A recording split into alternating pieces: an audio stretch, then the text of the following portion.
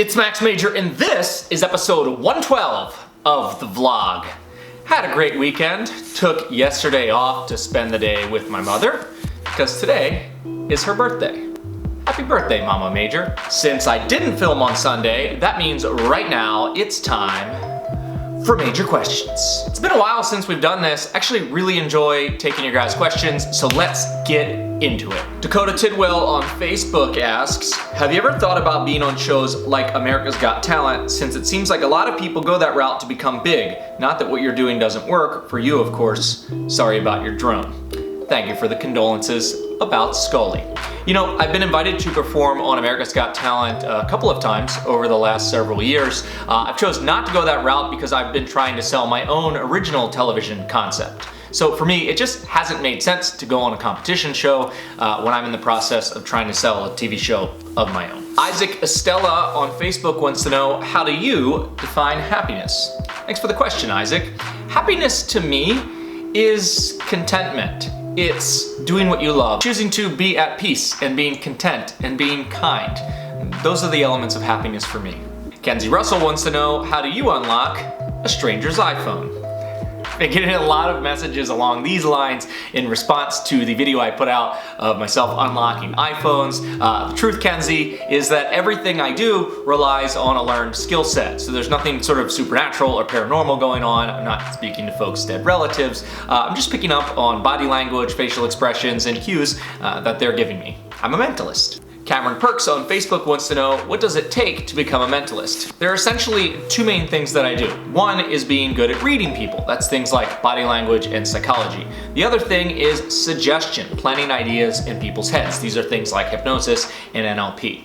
And so it's a combination of those two things, but also some observation, some guesswork, and a bit of an appetite for risk. Cameron, if you're interested in these types of topics, I would say the best place to start is with a book called Corinda's 13 Steps to Mentalism. Also check out a book on body language called What Every Body Is Saying by Joe Navarro. And one last book recommendation, I would check out the book Influence by Robert Cialdini. Great book that'll give you a depth of understanding about human nature and how we make decisions.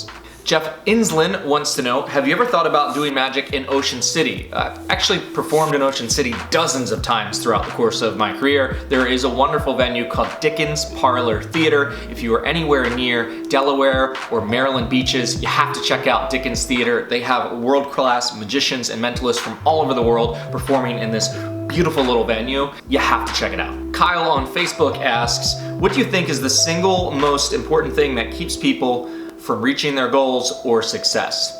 These are two sort of separate questions, Kyle, and thanks for asking. The first one regarding goals is quite simple. I think the thing that stands between you and everything you want to accomplish in life is action. Literally taking action. Execution is everything. You know, Tony Robbins has a great saying, and in essence, Tony says that if you fail to accomplish something for what you're striving for, you don't have a lack of resources, you have a lack of resourcefulness. Execution is everything. Not planning, not connections, not luck, action. Kyle, it's all about hustle. Keith M. Carey on Facebook wants to know, if you could perform magic while running a marathon, where would you run?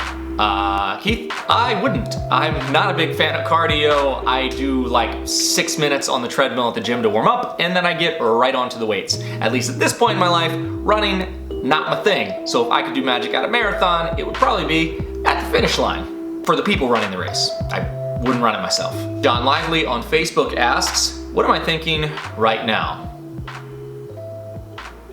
How many V-necks does this guy own? Shara Isley says, can you tell your mama that she has a sweet and very talented son? Thanks for the compliment. Not really a question, but I'll tell her. Mohsen Awan wants to know, can you make Donald Trump disappear? Thanks in advance. Mohsen, that is not my job. That's the voters' job. People keep supporting him, he'll stick around. It's up to you guys. A couple of questions coming in from Twitter. Wolfgang_Lupos asks, was there a time where you may have scared an audience member? Hashtag Major Questions. There's an old bit I used to do in my show where I would eat a piece of string and pull it out of my eye, and I actually had a woman crying on stage and run back to her seat. That was not the goal, but that was the reaction she had to it. So yeah, it happens. That's it for Major Questions this week, guys. I try to record these episodes on Sundays, but you can send them to me anytime. It's one of my favorite parts of my week. Love chatting with you guys, love hearing what's on your mind. So until next time, see ya. Question of the week came in from Kyle on Facebook. Kyle, hit me up. I will get you a free t-shirt or a hat or a deck of cards or a necklace or whatever you want. Hit me up, brother. Thanks for the question.